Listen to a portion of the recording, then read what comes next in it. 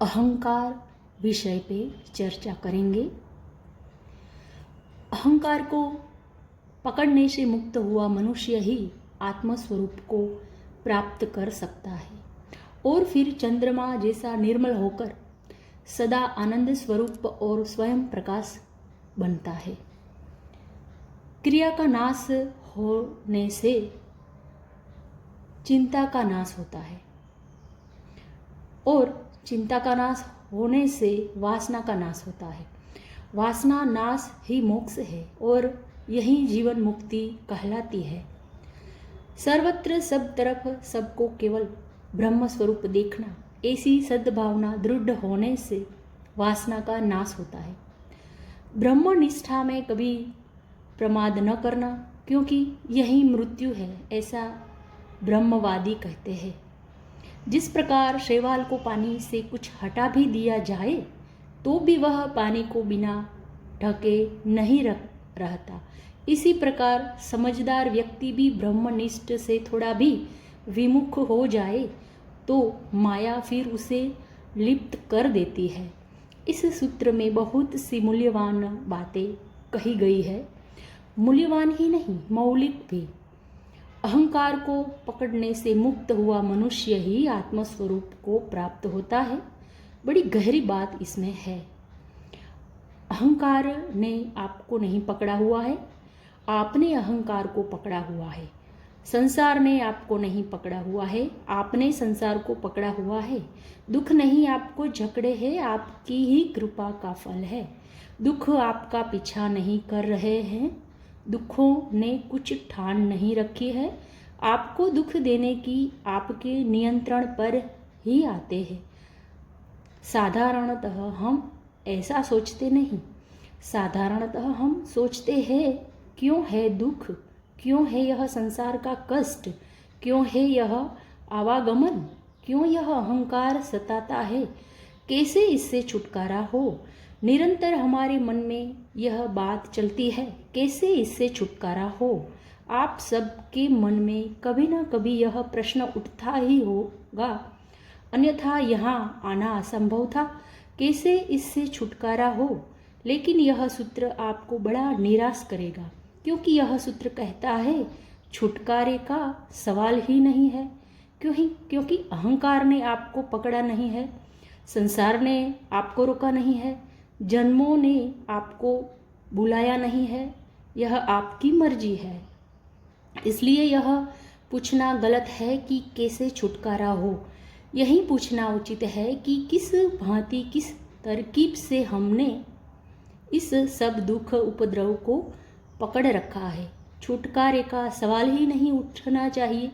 सवाल यही होना चाहिए कि कौन सी है हमारी व्यवस्था, कौन सा है हमारा ढंग कि हम दुख को पकड़ लेते हैं, कि हम दुख को पकड़ते ही चले जाते हैं, कि अपने ही हाथों से हम आरोपित करते चले जाते हैं और नए संसार और नए जन्म और नए जीवन, वासना के नए नए विस्तार, नए आकाश हम कैसे निर्मित करते चले जाते हैं। इसे ही समझना जरूरी है। इसके बहुत अंतर्निहित अर्थ होंगे। इसका एक अर्थ तो यह होगा कि मोक्ष कोई ऐसी उपलब्धि नहीं है जो पाने को है। संसार जरूर खोने को है, लेकिन मोक्ष पाने को नहीं है। अगर आप संसार को छोड़ने में राजी हो जाए तो मोक्ष पाया ही हुआ है। इसका यह अर्थ हुआ कि मुक्त तो आप है ही, बड़ी तरकीब से आप बंधन में पड़े हैं।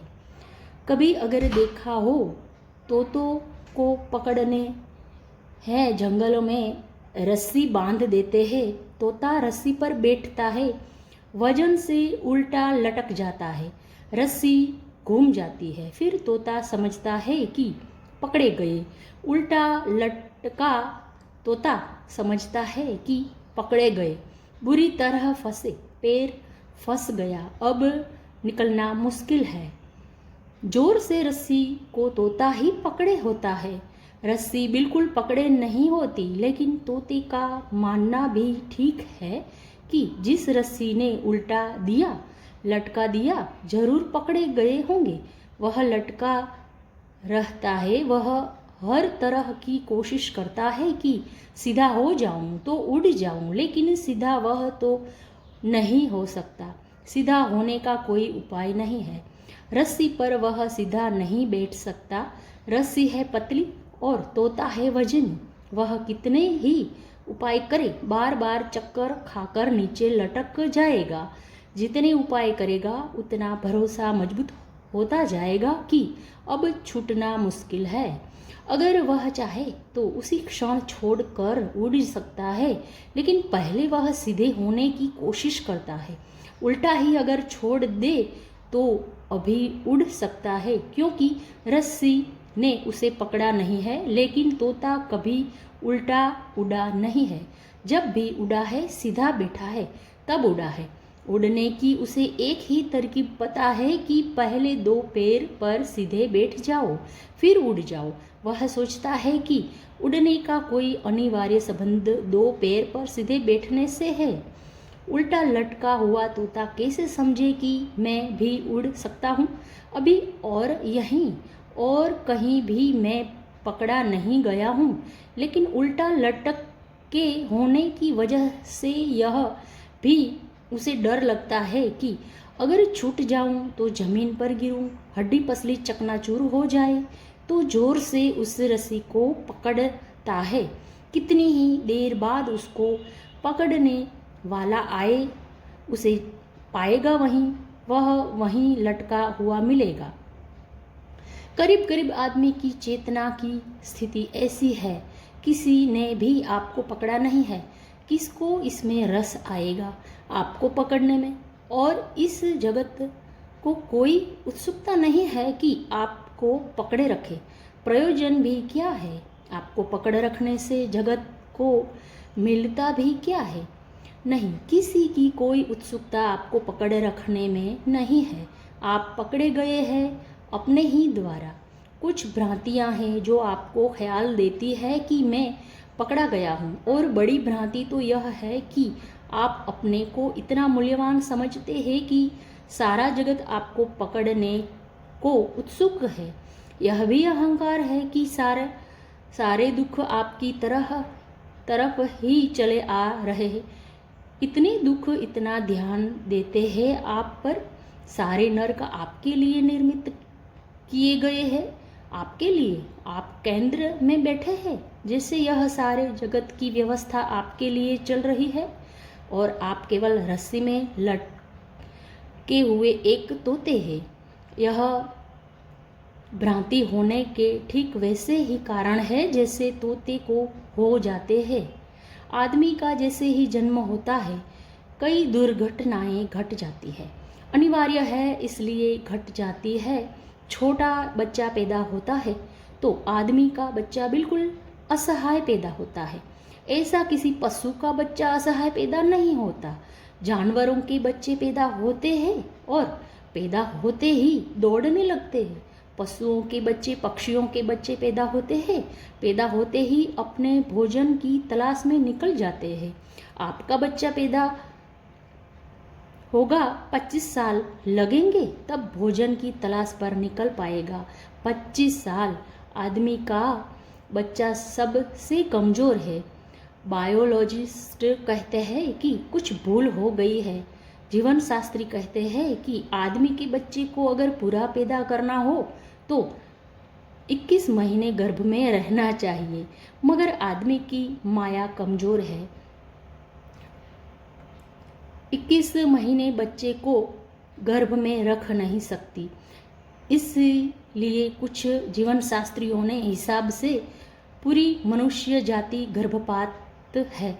कोई बच्चा पूरा पैदा नहीं होता, सभी बच्चे अधूरे पैदा होते हैं। जानवरों के बच्चे पूरे पैदा होते हैं, मगर यह सौभाग्य भी है, दुर्भाग्य भी और सौभाग्य भी। इस जगत में किसी भी चीज़ का एक पहलू नहीं होता, हर चीज़ के 2 पहलू होते हैं। यह दुर्भाग्य है कि आदमी का बच्चा कमज़ोर है, और यही सौभाग्य है, क्योंकि इसी कमजोरी के कारण आदमी सारे पशुओं से श्रेष्ठ हो गया है। उसके कारण है गहरे, क्योंकि बच्चा आदमी का बिल्कुल ही कमज़ोर पैदा होता है, उसको बड़े सहारे की ज़रूर होती है, नहीं तो बच्चा बचेगा ही नहीं। उसी सहारे के लिए परिवार का जन्म हो गया, नहीं तो परिवार की कोई ज़रूरत नहीं है। पशुओं में परिवार नहीं है, क्योंकि उसकी कोई आवश्यकता नहीं है। आदमी का बच्चा तो मर ही जाएगा बिना परिवार के। इसलिए माँ है, पिता है, परिवार है, परिवार की पवित्र संस्था है। वह यह सब बच्चे की कमजोरी से पैदा हुए हैं। न केवल परिवार, फिर परिवार के आधार पर समाज और देश और सारी सभ्यता का जाल निर्मित हुआ। और चूंकि बच्चा असहाय पैदा होता है, उसके पास मूल वृत्तियाँ नहीं होती। सब जानवरों के बच्चे पैदा होते हैं, उसके पास बुद्धि होती है, पैदा होते ही उतनी बुद्धि होती है जितने से उनका जीवन चल जाएगा। आदमी के बच्चे के पास कोई बुद्धि नहीं होती, जीवन चलने का सवाल ही नहीं है, वह सांस भी नहीं ले पाएगा। उसे हम वैसे ही छोड़ दे तो वह मरेगा, कोई उपाय उसके बचने का नहीं है। इसलिए इस बच्चे को शिक्षित करना पड़ता है। किसी जानवर के बच्चे को शिक्षा की कोई भी ज़रूरत नहीं है, आदमी के बच्चे को सिखाना पड़ता है। वह खुद कुछ लेकर आता ही नहीं, सब सिखाना पड़ता है। इसीलिए कॉलेज, यूनिवर्सिटी है, ये आदमी की कमजोरी से पैदा हुई संस्थाएं हैं। सारी शिक्षा हमें देनी पड़ती है, सब सिखाना पड़ता है, एक एक बात। तब भी कोई पक्का भरोसा नहीं है कि बच्चा मान ही जाएगा और सीख ही लेगा, बड़ी चेष्टा करनी पड़ती है। इसलिए सारी शिक्षा और सारे संस्कार का आयोजन आदमी की कमजोरी से हुआ है। लेकिन इस सूत्र से उसका कुछ संबंध है। बच्चा असहाय है, इसलिए बच्चे के प्रति बहुत ध्यान देना पड़ता है माँ बाप को। उस ध्यान के कारण बच्चे को लगता है मैं जगत का केंद्र हूँ, सारी दुनिया मेरे आसपास घूम रही है। जरा सा रोता है कि माँ भागी आती है, जरा बीमार पड़ता है कि बाप डॉक्टर को लिए खड़ा है। छोटा बच्चा जानता है कि मेरे इशारे पर सब चलता है। जरा सी आवाज़, जरा सा रोना, जरा सा दुख और सारा घर उसके आसपास इकट्ठा हो जाता है। और बच्चे के लिए घर ही सारी दुनिया है, उसे और दुनिया का कोई पता नहीं। तो बच्चे के मन में एक सहज भ्रम पैदा हो जाता है कि मैं केंद्र हूँ जगत का और मेरे लिए ही सब आयोजन है, सब कुछ मेरे लिए हो रहा है, सबकी नज़रें मुझ पर टिकी है। यह भ्रांति गहरी बैठ जाती है और फिर हम जीवन भर अपने को केंद्र मान कर ही चलते रहते हैं। इससे बड़ी पीड़ा होती है। इसलिए अहंकार दुख देता है, क्योंकि यह सच नहीं है। आप केंद्र नहीं है जगत के, आपके बिना जगत बड़े मज़े से चलता है। आपके न होने से कोई भी बाधा नहीं पड़ती है, पर आपके मन में कहीं लगता रहता है कि मैं केंद्र हूँ, और आप इसी तलाश में रहते हैं कि यह सारा जगत भी इस बात को स्वीकार कर ले कि मैं केंद्र हूँ। यही अहंकार की खोज है। यह सूत्र कहता है, अहंकार को पकड़ने से मुक्त हुआ मनुष्य वह जो बचपन से अहंकार की धारणा गहरी हो गई है, उसे जो छोड़ने को राजी हो जाता है, वही आत्मज्ञान को उपलब्ध होता है। अनिवार्य है यह, बच्चे के जन्म के साथ इस अहंकार का पैदा हो जाना अनिवार्य है। यह अनिवार्य बुराई है, लेकिन इस पर ही अटक जाना, इस पर ही रुक जाना सारे जीवन का विनाश हो जाता है, क्योंकि तब हम उस तत्व को जानने से वंचित ही रह जाते हैं जो हमारे भीतर छिपा है। उसको हम जान ही तब पाएंगे जब हम अहंकार को छोड़ दें। क्यों इतना जोर है अहंकार को छोड़ देने पर धर्म का?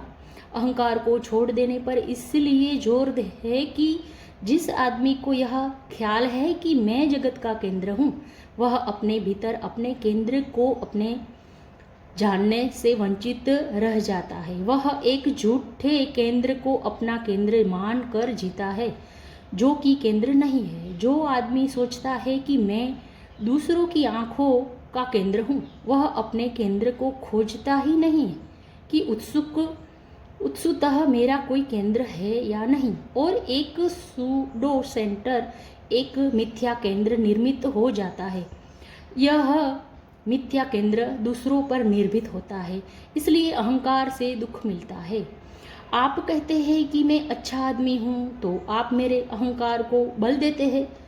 कल आपने मुझसे कहा दिया कि नहीं, वह हमारी भूल थी, आप अच्छे आदमी हैं नहीं। आपके अहंकार को जो ईंट दी थी मेरे, जिससे मैंने भवन बनाया था, वह आपने वापस ले ली। मेरा मकान गिरने की हालत में हो जाता है। अहंकार का निर्माण है दूसरों की नज़रों से, दूसरों के विचारों से, दूसरों पर निर्भर है अहंकार। और ध्यान रखिए, जो दूसरों पर निर्भर है वह आपका केंद्र नहीं हो सकता। जिसका होना ही दूसरों पर निर्भर है वह आपका केंद्र नहीं हो सकता। तो कौन क्या कहता है, इसलिए इसकी हम बड़ी चिंता करते हैं। कौन अच्छा कहता है, कौन बुरा कहता है। एक मित्र मेरे पास आए थे, उन्होंने कहा मेरी तकलीफ ही यही है, वे मौजूद है उनकी तकलीफ। उन्होंने कहा मेरी तकलीफ ही यही है कि कोई छोटी छोटी बातें लोग कह देते हैं जिनका कोई मूल्य नहीं है, लेकिन मुझे इतनी पीड़ा हो जाती है कि मैं रात भर नहीं सो पाता। उदाहरण के लिए उन्होंने कहा, एक दुकान पर मैं कपड़ा लेने गया, कपड़ा मुझे लेना था लेकिन पसंद नहीं पड़ा। दुकानदार ने कहा कि जाइए, भी पहले से ही पता था आपकी शक्ल देखकर कि आप कपड़ा खरीदेंगे नहीं। रात भर नींद नहीं आई कि इस आदमी ने ऐसा कहा क्यों। हमारा अहंकार दूसरों की बातों पर निर्भर है। चारों तरफ जो लोग हैं हमारे, वे हमें अहंकार देते हैं या छीनते हैं, इसलिए हम पूरे वक्त ख्याल रखते हैं कि हमारे बाबत कौन क्या कह रहा है, कौन क्या सोच रहा है। वही तो हमारी पूंजी है। दूसरों का मत उसका ही संग्रह हमारी अस्मिता है, और निश्चित ही दूसरे के मत का क्या भरोसा है। दूसरों का मत दूसरों के हाथ में है। आज देते हैं, कल न दे। आज अच्छा कहते हैं, कल बुरा कहे, और उनके भी अपने प्रयोजन है। उस दुकानदार का भी अपना प्रयोजन है। उसने अहंकार को चोट की। दोनों बातें हो सकती थी। यह भी हो सकता था कि यह सज्जन कपड़ा खरीद ही लेते, क्योंकि अपनी शक्ल को बचाने का सवाल था, और खरीद लेते तो बेहतर होता। कम से कम रात भर की चिंता बच जाती।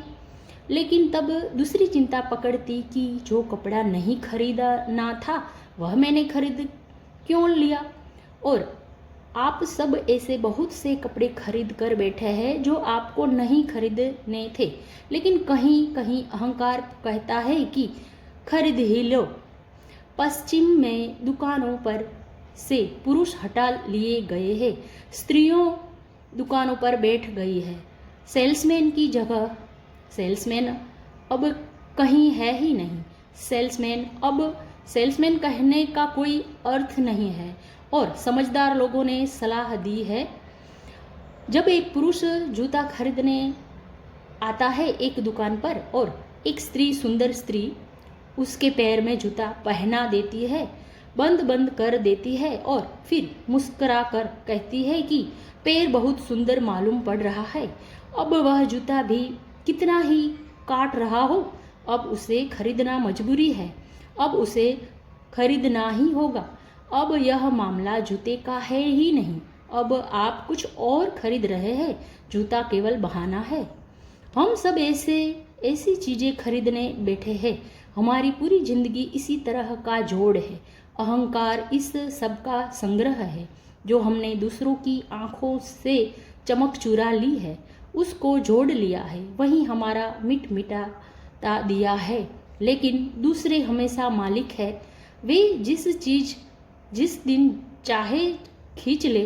बड़े से बड़ा नेता हो, अनुयायी से बड़ा नहीं हो नहीं सकता, क्योंकि सारी नेतागिरी अनुयायी के हाथ में होती है। आज दी है कल वापस ले ले। इसलिए कितना ही बड़ा नेता हो, अनुयायी का भी अनुयायी होता है। उसके पीछे उसे चलना पड़ता है, उसे देखना पड़ता है कि अनुयायी किस तरफ जा रहा है, दौड़कर उसके आगे हो जाता है।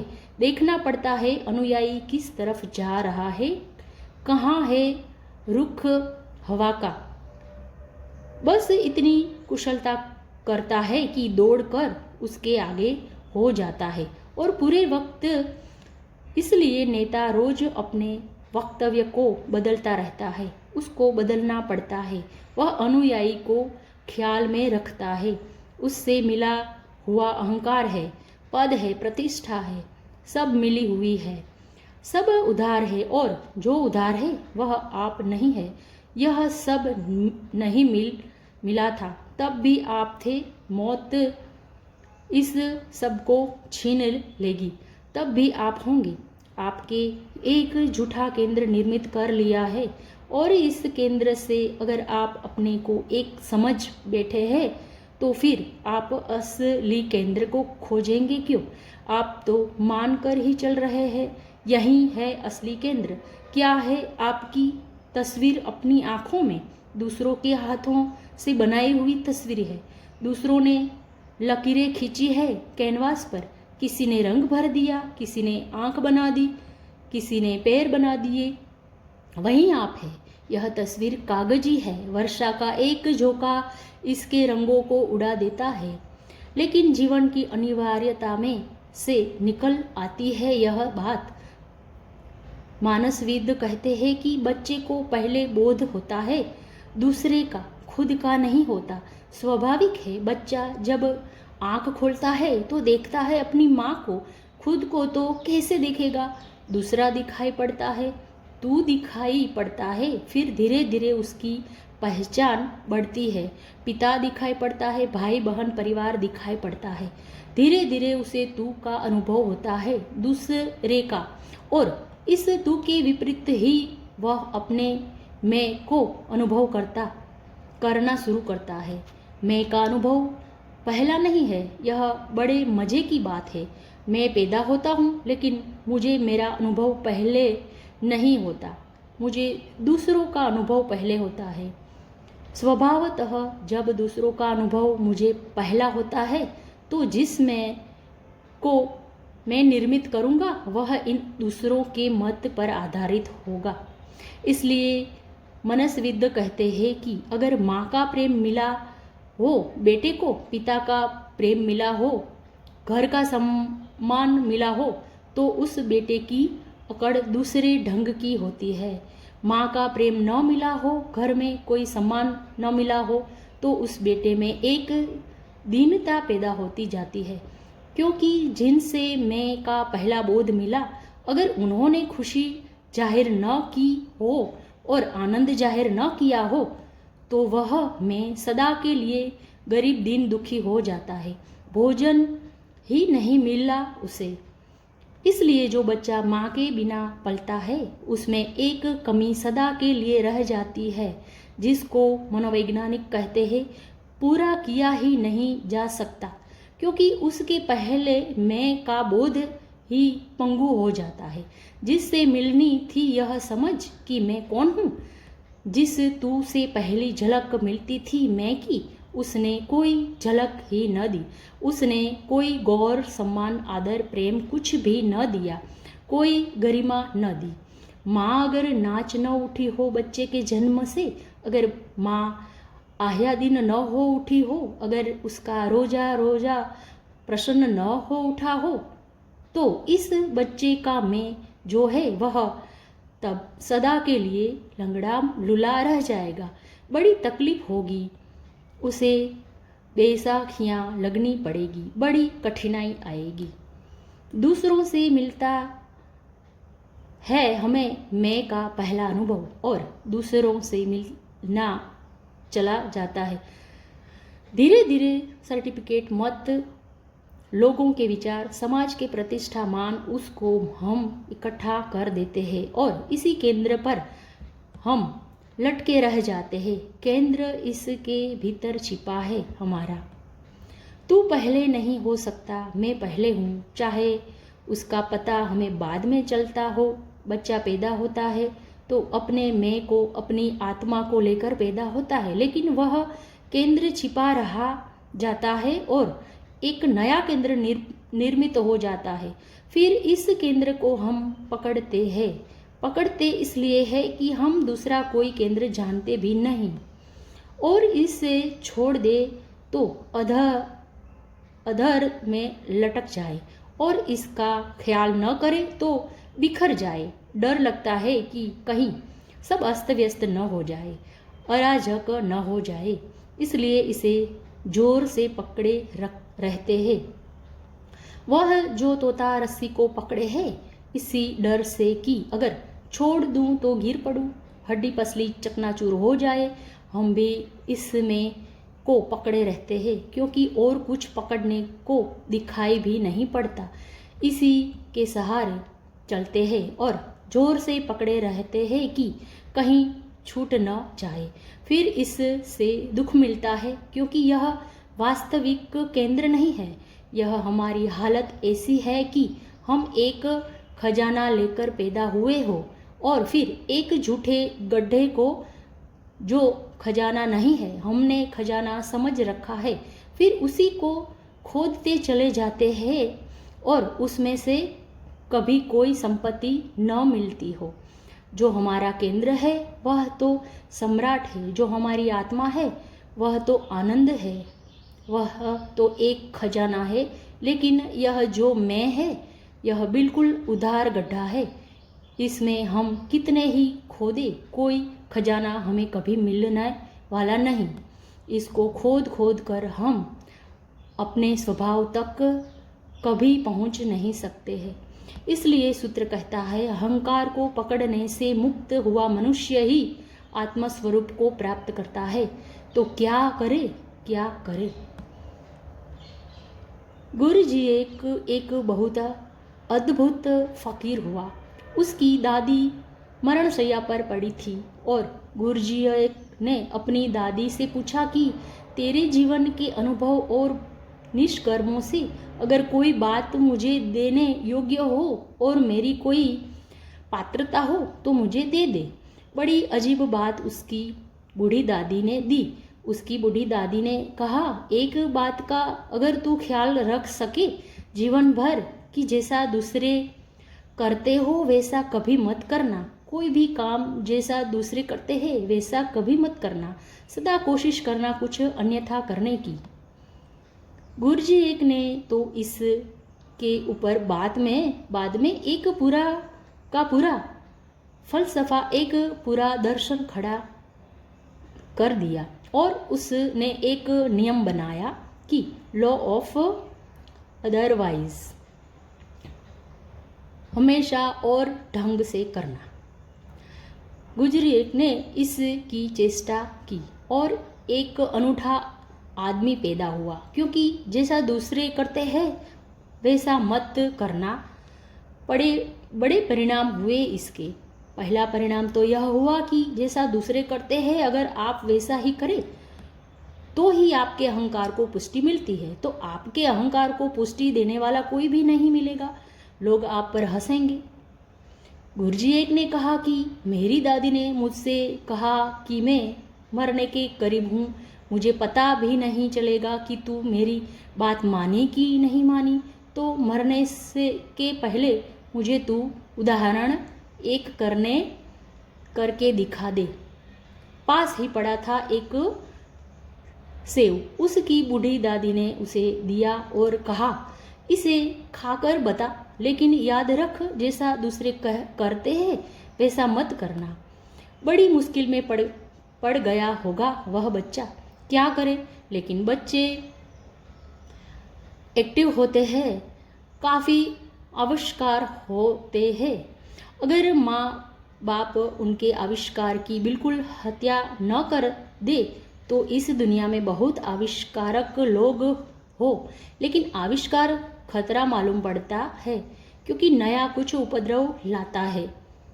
गुरुजी एक ने पहले कान से लगाकर उस सेव को सुना, आँख के पास लाकर देखा, चूमा, हाथ से स्पर्श किया, आंख बंद करके उस सेव को लेकर नाचा, उछला, कूदा, दौड़ा, फिर उस सेव को खाया। उसकी दादी ने कहा, मैं आश्वस्त हूँ। फिर गुरुजी एक ने कहा, यह मेरी जिंदगी का नियम हो गया कि कुछ भी काम करो दूसरे जैसा न करना, कुछ न कुछ अपने जैसा करना। लोग उस पर हंसते थे, लोग कहते थे पागल है, लोग कहते यह किस तरह का आदमी है, यह क्या कर रहा है, सेव को कान से सुन रहा है। गुरुजी एक ने कहा कि मुझे पता भी नहीं था, लेकिन इसका एक परिणाम हुआ कि मुझे दूसरों की चिंता न रही। दूसरे क्या कहते हैं, दूसरों का क्या मंतव्य है, दूसरे मेरे संबंध में क्या धारणा बनाते हैं, यह बात ही छूट गई। मैं अकेला ही हो गया, मैं निपट अकेला हो गया इस पूरी पृथ्वी पर। और गुरुजी एक ने लिखा है, इस कारण मुझे वह मुसीबत कभी नहीं झेलनी पड़ी जो सभी को झेलनी पड़ती है। एक झूठा केंद्र मेरा निर्मित ही नहीं हुआ और मुझे अहंकार मिटाने के लिए कभी कोई चेष्टा नहीं करनी पड़ी, वह बना ही नहीं। क्या करे, दूसरे का ख्याल छोड़ दे। सुबह मैं देखता हूँ आप ध्यान कर रहे हैं, कहते भी है, ख्याल भी बना रहता है कि कोई देख तो नहीं रहा, कोई क्या कहेगा। एक मित्र आज ही आए थे, वे कहते थे आप जो भी बताए अकेले में कर लूँगा। यहाँ इतने लोगों के सामने अकेले में कोई लाभ न होगा, कोई लाभ न होगा, क्योंकि ध्यान की लाभ तो बहुआयामी है।